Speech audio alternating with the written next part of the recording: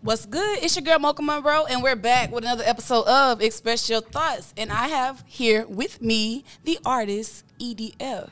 How are you? I'm doing well. And yourself? Pretty good, you know what I'm saying? Can't complain. I mean, don't nobody want to hear that shit anyway, of course. So, EDF, the artist. First of all, what does EDF stand for? EDF stands for Everyday Fresh, Okay. and it's also my government initials. But EDF, cool. Everyday Fresh. Okay, that was convenient, huh? I mean, cool. Cool, convenient. That's pretty, what's the word I'm looking for? Interesting? I don't know, I wouldn't have thought of it because my initials are PAI. I would have had a hard time coming up with something to go with that, so Mocha Monroe it was. But anyway, you have performed in Baton Rouge for The Antidote, of course, for Showcase Sunday. Yes, ma'am. All right, and also I know that you've produced with Real Profit ENT. Yes, ma'am. And that you are featured on also, was it Just Landed by Yes, International ma'am. Joe, which is the song with Dylan K, Sean Elliott called Swangin', correct? Yeah, I'm on there too, you know, I'm a little bit of an artist or whatever. I likes to rap a little bit. I be playing, it's a hobby for me, but I'm pretty sure for you it's a career, correct? Yes, ma'am. I know. Okay. So, anyway, with your career and what you have going on, you have any new projects that you got coming out? I do. I have the Port of Houston dropping next month. Okay.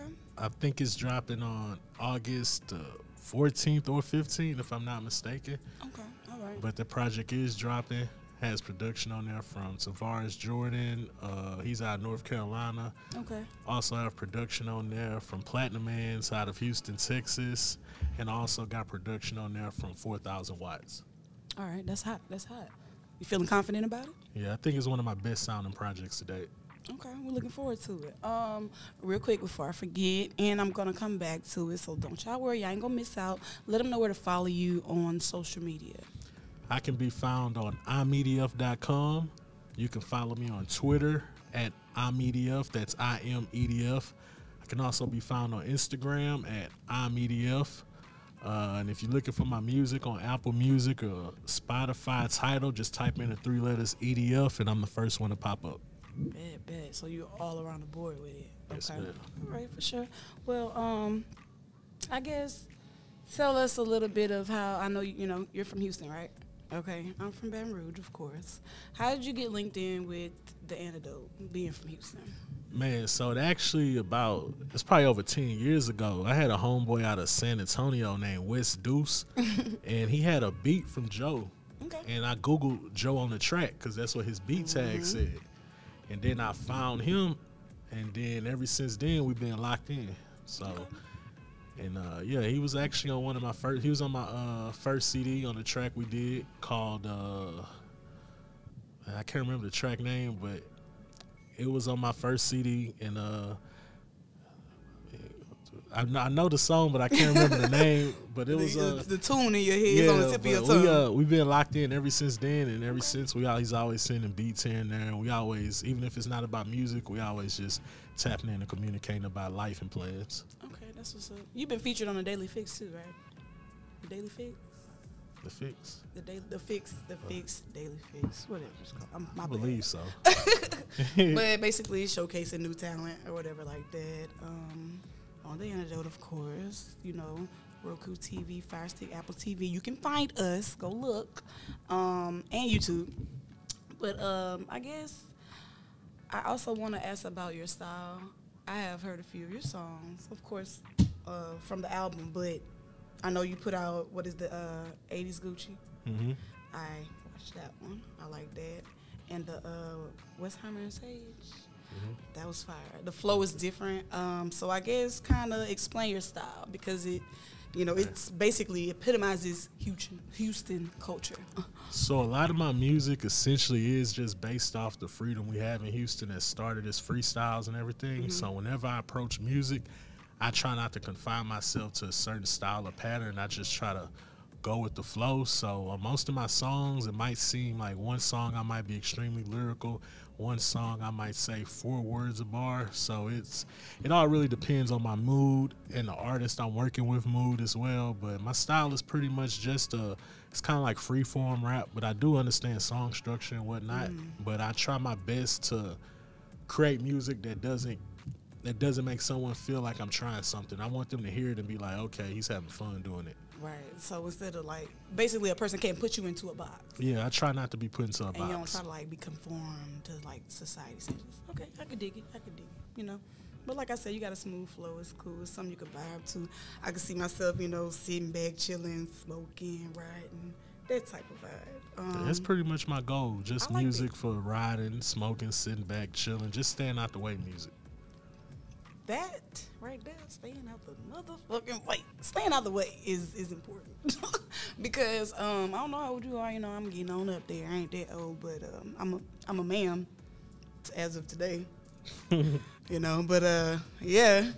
But I purposely stay out the way. I don't like nobody in my business. And I don't like to be in the mix, you know? So yeah, I stay out the way. Period. I don't know if you go out. I only try to go out if it's beneficial to me as an artist. So I try to stay out of the extremely social scene. Oh, you stay out the way. Yeah, but if it's a show, pop-up shop, or something of that nature, I'm there for sure. But if it's not going to help me business-wise, or if I can't be there to help the people putting on the event or something of that nature, then I don't have no business there. I feel you. You know, equally beneficial opportunities in that sense. So I guess also I kind of want to ask what motivates you in a sense. What motivates you to do your music? Initially, it was just me, but as I got older, my kids kind of are the driving force behind my creativity because I want to prove to them that they don't have to force themselves to do certain things in life and that they can do what they want. And I kind of want to do my best as an artist to show them that that's possible, like that you can do whatever you want, whether you want to be a programmer, football player, anything. I just want them to know that it's possible as long as you apply your mind to it. So that kind of gave me, I was at the point where I was like, do I keep doing music, take it serious, or do I just remove it from my life and do other stuff? And the love for it kept me around. So I try to take a serious approach with it because I want to set a certain standard, not only for me, but for my family to understand that he's taking it seriously, just as the people that hear on the radios, just as the people that hear on Spotify and Apple Music and see on YouTube. So it's always one of those things where it might not look like something's in motion, but I always try to keep something in motion. Okay. So it's definitely your career, rapping career, is something that you're very passionate about. Yes, ma'am. And not only as an artist is it good to motivate and encourage your kids, but as a father, you know, shout out to all the dads out there because at this time in this world, I mean, black fathers are definitely what we need. I feel like, you know, that's just my opinion. I'm not really worried about what anybody else thinks, but I support and always look up. And, you know, I'm motivated myself by black fathers and them just, you know, being family-oriented, I guess is the word for it, but also still on your shit, on your grind, doing your thing. All right, and we'll be right back. Check out this quick message from our sponsors. It's your boy Mike Hustle. Shout out to The Antidote. Hey, man, check out my new jersey, bro. Just dropped these the other day. Good authentic feel, bro. It's like the old Venice NBA jersey, you know what I'm talking about? Everything stitched from the tags to the leathers on the jersey, bro. The detail. I got the white, I got the baby blue. I thought I had the white one on. I'm drunk. I got my baby blue on and shit like that, you know what I'm saying? I got my new design right here, my baseball jersey t-shirt that's coming. You know what I'm talking about? I'm turning this to a hoodie also, and I got my belts. Ain't nobody doing belts like this, bro. Look at that right there. Good quality belts, bro. And it's long and put a thing out like that. Good quality. Good quality. Yeah, it feels really good. It's thick. No, this shit's so dope. I ain't gonna lie, man. Hold You your gotta pants get up, this. all y'all niggas that want to sag and shit. Make sure I go check out foreverhustle.com. Oh yeah, foreverhustle.com. That's the Check website. them out. You got a store in Jackson. Yeah, right? North Park Mall. Come see me. North Park Mall. Yeah, good quality, man. Yeah. Okay, so you have any upcoming performances coming up or any video releases? I know you said you had the album coming out. So what else do you have going I got a show in Atlanta next week on the 21st at Aisle 5. It'll be me, Akeem Ali, Arsenio McQueen, Big Zay Mack, and Conrad, and also Curtis Dro for the Players United Tour. So we're doing the first stop in Atlanta, and then we'll announce further dates after that one. And just got a new video out, 80s Gucci. Also got Westheimer and Sage out with Daniel Payne. And also just Port of Houston, I'll be working on some videos with my videographer High Five, so we'll be having some videos come out for that as well. Okay, Westheimer and Sage and 80s Gucci. Y'all go on YouTube, look them up. It's a vibe. I've seen them myself. I like them. And I'm pretty sure that you all will too. So you most definitely got to check him out. I'm glad you got visuals because it's lit. I don't know. You just got a little vibe about you that I like. Thank you. So, I guess one more question I want to ask I know you got some fans that think they know you, but they probably don't. Also, to the new fans that you will gain from this interview, does your music fit into a genre or a category? I mean, if you could, If I could establish a category for my music, I guess I would try to create a new genre of rap or hip hop, such as like classical hip hop or something. Just something that enables some maturity for older artists to keep going. Not saying I'm old, but like something that Jay-Z or Nas could actively classify their music in while they're creating it as a grown man. That way, it's something that way it doesn't wash it out quick, because I think with hip-hop, a lot of things we wash out the older artists that are actually putting out great music if they don't have powerhouses behind them. So I'd like to basically make a genre of music that would keep a classic sound but still fall into modern marketing techniques. So I'd say my music, I try to keep a lot of nostalgia in it, like try to keep a lot of vintage in it. But at the same time, I also try to keep up sonically and visually with what's new coming out as well. So that you can appeal to the newer generation. Yes, so basically you like sashaying on the track. Yeah. Sashay, you know how you say. You ever seen a woman like sashay? I got some friends, they just be walking. And they just be twisting all that booty, and he was just a wang-a-langing everywhere, and shit. Anyway, off subject. As is, Anyway, all right, cool, whatever. So I'm just going to ask a couple questions. Do you mind? No problem. Don't be looking over here. Man. We're in school. All right, anyway. So I guess my first question is, can money buy you happiness? Nah, because the reality is money can bring bad mental health if you get too much and don't know what to do with it, or if you surround yourself with the wrong people, or if you make bad investments. So I can honestly say that money doesn't bring happiness. You have to start off broke and happy. So your internals have to be happy, your mind has to be happy, your heart has to be happy before money can even influence that. Money might trick you into happiness temporarily, but in the long run, you can get a bag and blow a bag and be even worse off than you were before the bag. So regretting how you blew it and all. Okay. Well, see, since you said mental health, I'm gonna go ahead and slide on up in there. In your opinion, do you feel like, especially in the indigenous communities, I'm gonna say indigenous because that's a better way to say it. Indigenous community, do we talk about mental health issues enough? I feel we talk about it, but we don't categorize it properly.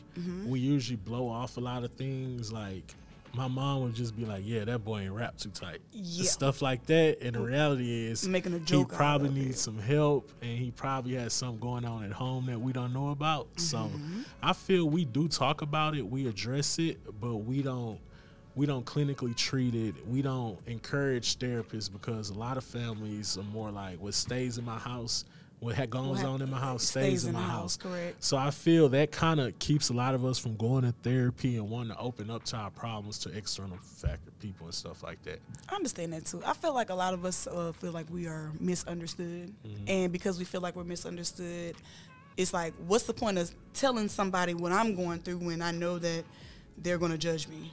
I think that's the number one thing that I've especially heard men say is like, I don't want to be judged. I don't want to be judged. I don't want to be judged. And I get it.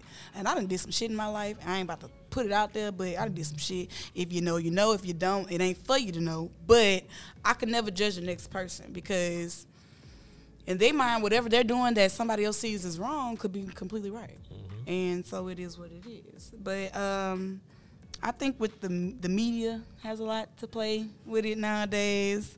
You know, the way that things are in the world is kind of crazy. And honestly, I think that we are going through a bit of a spiritual warfare. Could you agree on that, maybe? I agree completely. Yeah, you know what I'm saying? I ain't going to say we all brainwashed, but we all got a little bit of brainwash in us.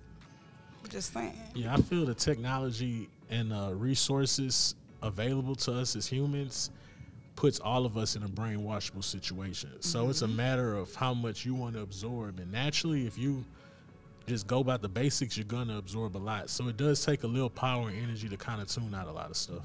Yeah, because I feel like we become complacent, comfortable, and dependent on the system that ain't built to keep us going at all. So, yeah, enough about that. That was a little serious, huh? Y'all like that? I know. Okay. So I'm going to ask you another question. It'll be a little random, but it ain't going to be that political, if that's what you want to say. Okay? So, would you stab yourself or eat shit? Oh, that's a hard one. Man, I'm a... Stab yourself, and I mean, like, when I say stab yourself, I guess, let me see, what's a painful place to stab yourself that ain't gonna kill you? Man, that's a hard one because both of those actions would get you institutionalized. Yeah. Well, I mean, if somebody rat you out there, yeah, but if don't nobody say nothing, then, like, what if your friends, you know, all y'all joking and it's a dare, and you gotta do it, and if you gotta do it. If you don't do it, it's gonna be consequences. Man, I'm gonna say stab myself because I would that never. Like he is not eating no shit. I would never go on audio or visual records saying I eat shit. So I'm gonna say stab myself for sure. That was smart. He wiggled his way out of that one.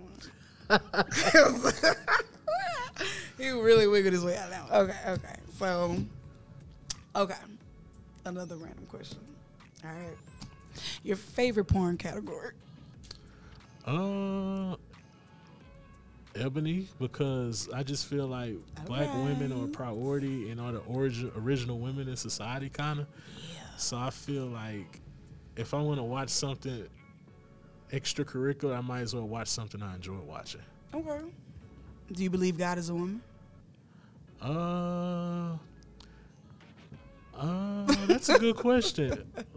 I mean, you said that black women are the origin, or well, women. Oh, I'm gonna say, yeah, black women, indigenous women are the origin of it all. I feel we're all gods. We are. I agree with you on that one. So we're all gods in a sense of spirituality and how we view ourselves and how we view our higher powers and those around us. So essentially, it takes a God to understand God in a sense. And if you understand what God can do for you or your family or people around you, then you have to get an understanding of that first before you can even try to be a God in other people's eyes as well. Correct. It's like you can't pour from a glass that's half full or half empty, depending on your perspective or whatever like that. But that's what's up. See, you know, I see you. Whoa. And then, whoa. He even hit me with the woke shit in the random questions. You slapping right now. All right, why you? No, my bad. I'm just looking over here. Just trying to cheat on my test. Don't be cheating. But anyway, I ain't got no more questions. You did really good. Okay. I got one more question. Have you ever had a rim job? Nah. Do you know what that is? Yeah. Oh. You know, I asked a dude that one time on an interview. It's on YouTube somewhere. Y'all go look for it on the antidote. Y'all gonna see it. I asked him that, and he said, hell yeah. Nah, he said that was some good shit, and that all y'all that don't do it are missing out. I wouldn't just push a woman to do something she didn't. But have you ever had it done before? You ain't never had it done before? Nah. You ain't never tried it? Nah. You don't want to try it? Nah. I ain't encouraging it, but I'll just be curious. Yeah, nah, I ain't tried it. right, well, that was my question. That was my last question. You know, I'm a little rough around the edges, but it's okay. It's okay. All right? One more time. Tell your fans and your future fans where to follow you. All right. You can find EDF on all streaming platforms. Just type in EDF on Apple Music, Spotify, Tidal, YouTube. You can go to imedf.com for sure. It'll take you to everything I have. You can find me on Instagram, I am EDF, Twitter, I am EDF, Tumblr, I am EDF, Snapchat, EDF. I am EDF. I like that. Basically, even on PlayStation and Xbox, if you're a gamer, you can find me on I'm EDF as well. Okay. So you can tune into Original Player Gaming when I randomly stream here and there as well. So just type in EDF on Google, EDF rapper, anything. Anything you type in that analytically gets to me is a benefit for me. So the more y'all search and look for new artists, the more it helps those new artists. So just remember, EDF, Everyday Fresh. EDF, EDF, EDF. All around the board, all across all the social media platforms, all the music platforms, Tidal, Spotify, all that. SoundCloud, even my SoundCloud yes. name is EDF. So period, EDF. I was like, you must have been the first person with EDF on like all them sites. I actually was, and because it's actually a French energy company that's kind of sneaking up, kind of messing up my analytics. So about 5 or 6 years ago, you could just type in EDF, boom, I pop up. But now you got a French energy company. Is it called Energy de France? Yeah, that's them. So they popping up. People driving downtown, sending me pictures of the sign that say EDF down here now. They actually got a building in Houston. So, yeah, I think they French, but, yeah, EDF. Well, he the real EDF. He's the original. You won't find another, you know, this is copyrighted and blueprinted right here. But, thank you. I appreciate you. No problem. I appreciate y'all. You remember before? No, man. I'm sorry. Nigga. I'm sorry. Ninja. The ma'am? Yeah. I watch days turn to nights and nights turn to days. Smoke turn to haze on Westheimer Red Sage. Pretty young thing with wind in our face. Top down on blades on Westheimer Red Sage. American made, a foreign exchange. The car of the day on Westheimer Red Sage. I broke the bank, but some days I say my bond never changed on Westheimer Red Sage. I'm a Westheimer from Darius to Sage. This is sideways loaded like a 12 gauge. I don't know what you chasing, but I'm out to up my wage. Blowing on the 4K pound, my bitch lighting up sage. High rise off stage, I'm with D-Pain. Switching lanes off Fountain View like it's NASCAR. I'm from the city of the purple dragon, to be accurate, that white car. First off, I want to give a shout out to the Antidote, Joe on the track. I appreciate y'all time today. I appreciate y'all positive energy and professionalism. And y'all just be on the lookout for everything coming from the Antidote Network. Be sure to log in on YouTube and also on cable to keep up with everything that's going on. And shout out to EDF and Original Player Records. Yeah.